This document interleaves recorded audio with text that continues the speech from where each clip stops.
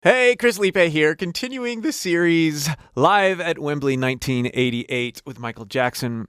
We are coming out of Smooth Criminal and yes, Dirty Diana. This performance is incredible on so many levels. He's playing to his strengths and sidestepping what might be momentary weaknesses in a truly masterful way.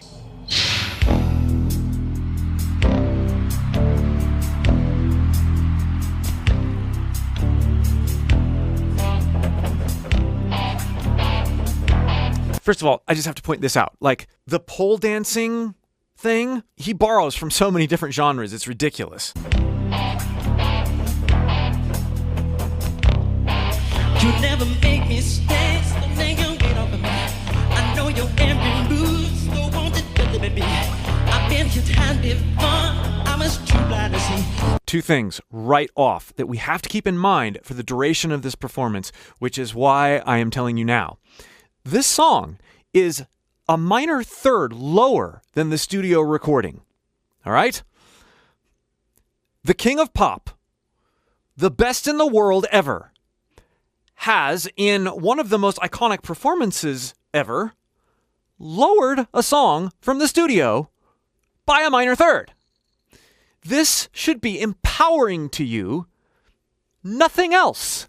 As a vocalist, as a performer, as even a fan of music, this should be empowering and inspiring to you. Michael and the team surrounding Michael know where his voice performs best for ultimate expression and connection in different settings. There is absolutely no shame in lowering a song live, especially if you know that you're going to be able to connect with it and do things in a way that helps you emote. Here's the other thing.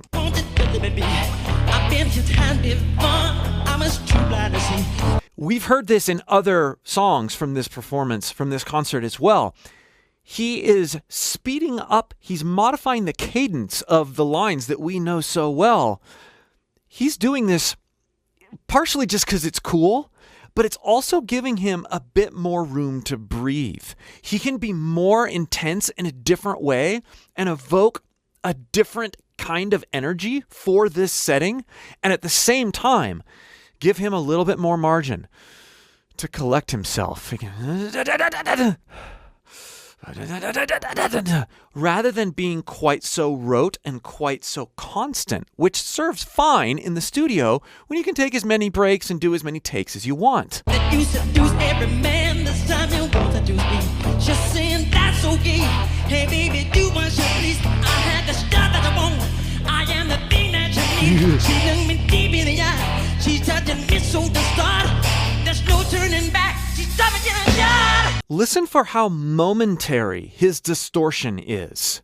In the original, in the studio recording that we're all so used to, he's bringing the vocal distortion for the majority of the song, especially when we get into the pre-chorus and into the chorus and, going out into all the stuff. It's so high energy and it's so awesome.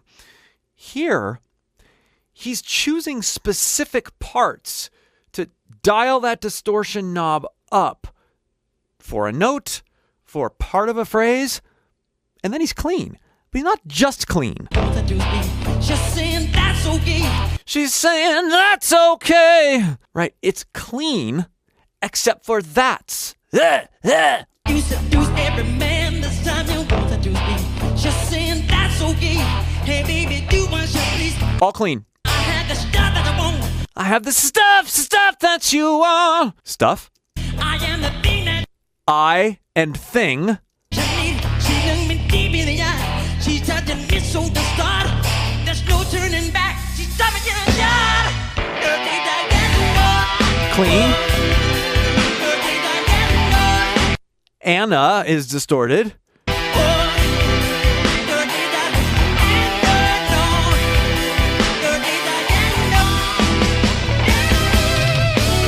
And then he bows out there and does a cool dance move.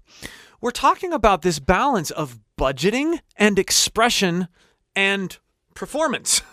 This may be hard to accept, but so many of the songs that you hear that have constantly distorted vocals on studio recordings, they are step recorded.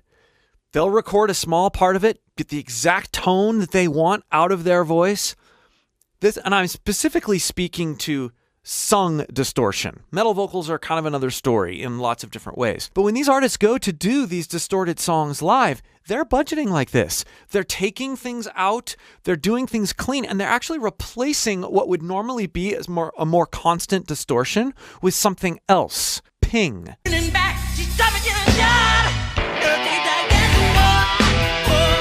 Oh, no.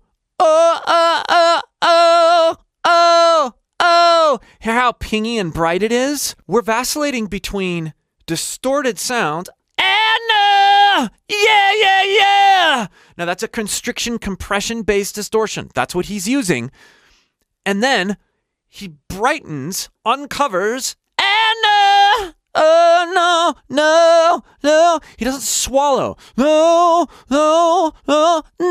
Why is this important? Because pinged sounds have a little bit of cry in them. And singing with cry, with proper placement, is much easier on your voice. Yet, it projects better with mics, even just in a regular room.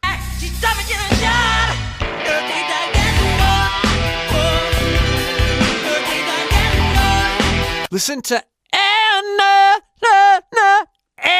is distorted. Is that pingy? It's a little cried. It's not this. He's not just clean. It's a very precise placement. Now you think, he's not thinking about this. He's just singing. No. He has trained his voice. He is masterful at feeling what works in a particular setting so that he can get through the song with the most energy available and the most connection possible. If you'd like help doing this with your voice, finding out how it works, where it's strong, where it's weak, how to lean into your strengths, click the link below in the pinned comment or video description and join my free singing course. I'll help you learn how to learn about your voice.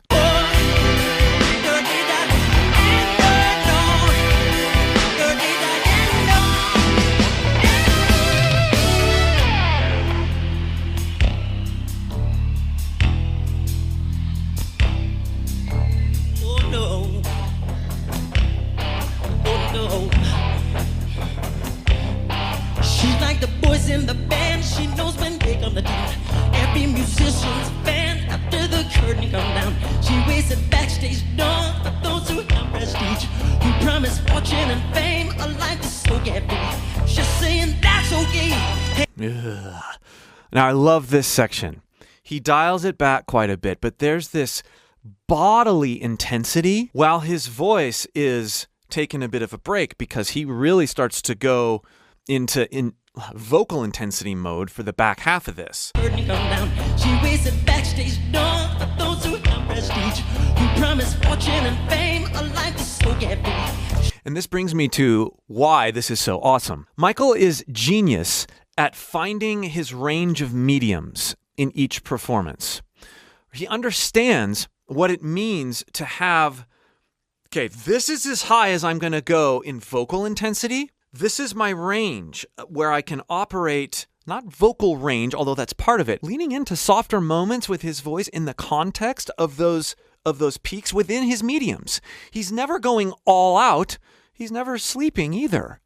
He's operating in this strategic medium, and he's going all over that medium range. A lot of vocalists don't understand this. They get into a live setting like this and they blow out their voice really quick, or they're afraid of blowing out their voice, and so they're too tentative and they don't take enough risks, and therefore they don't engage the audience and do things that the audience really wants to hear and connect with. If you know how to master your mediums and navigate in there, and when you are sort of saving, you're using body language, you're using other things other than just how much you're putting on your vocal cords in order to communicate that energy. It's a backstage door for those who have prestige, who promise fortune and fame, a life that's so carefree. She's saying that's okay. Hey baby, do what you want. I'll be your night everything. I'll be the freak you beat on. I don't care what you say. I wanna go too far. I'll be your everything. If you make me a star, everything I can know. Oh. So did you hear in that pre-chorus how much more distortion he used? Right? It's not that he doesn't have it. It's that he knows. He's building. He's stringing you along. Not only do you want to hear that distortion, he's making you wait for it. So when you finally get it, you're going, ugh. And he's saving his voice for the longevity of the entire performance at the same time.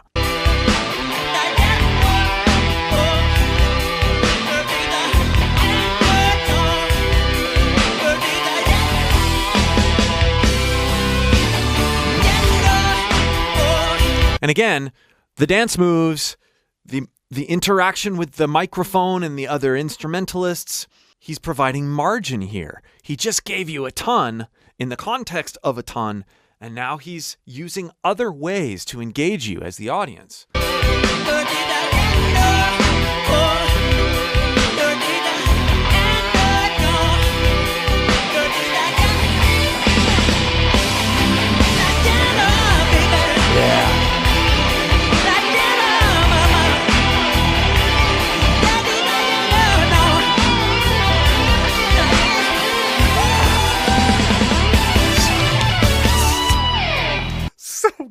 So good.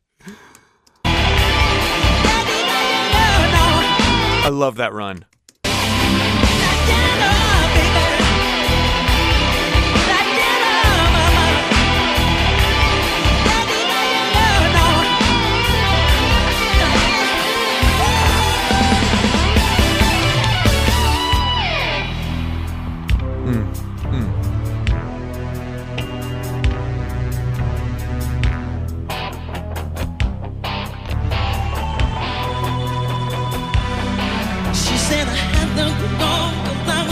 You see, but I can't sleep in alone. Why don't you come with me? I said my baby's at home. She's probably worried tonight.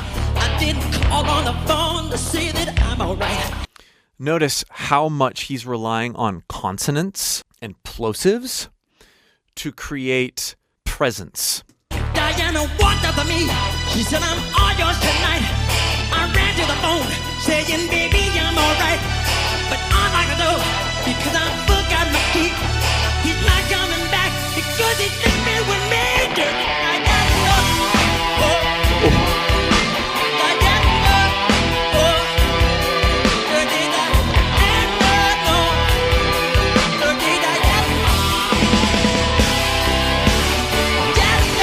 That exit from the microphone stand was one of the best he's ever done, I think. Watch this.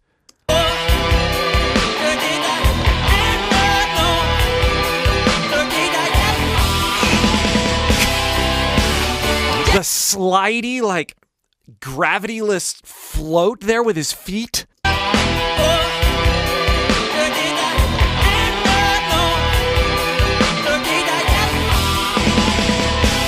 It's so cool.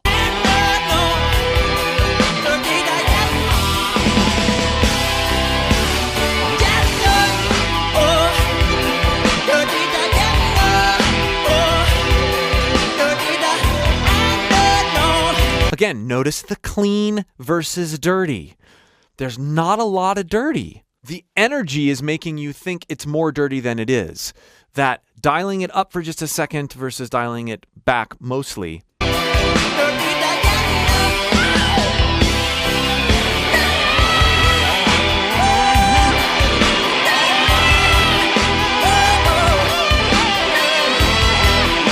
That's two cool sounds and very different.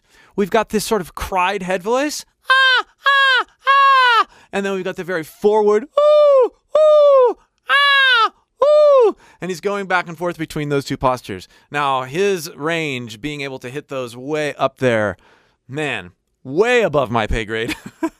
But it's cool to hear him vacillate back and forth between those two placements so freely.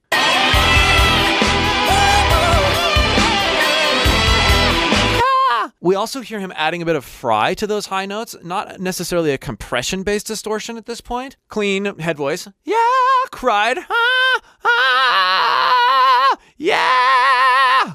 Ah, ah, ah. So I'm combining vocal fry in a cried head voice, and then I bring it forward. Ooh, ooh, yeah. kind of cool. That's what we hear him doing here. Super low budget.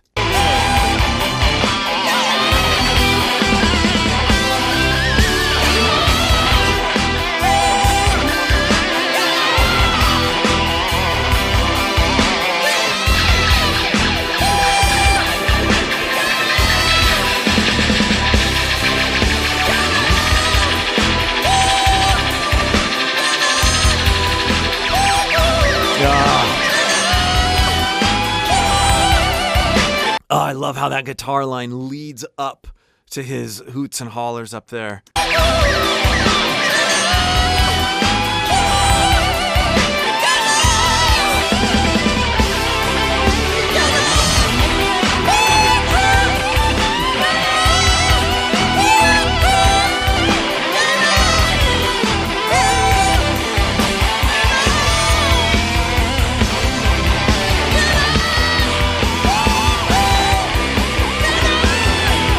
Now you can hear him starting to crack, starting to just sort of let go a little bit, being flat here and there. It just doesn't matter. Like, we would rather hear that vulnerability out of his voice than some track playing while he's dancing. And it connects us to him. Like, this guy is a godlike performer, but he is human. He's running across the stage, and we're hearing the actual mic as he's running across the stage.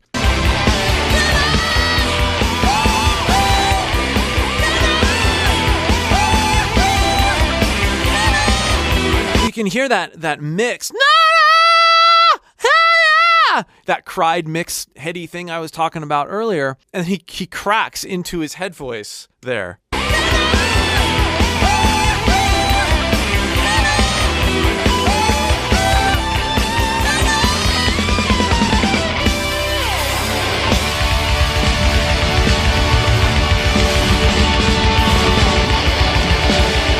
I just have to mention Jennifer Batten's incredible interaction and guitar playing here.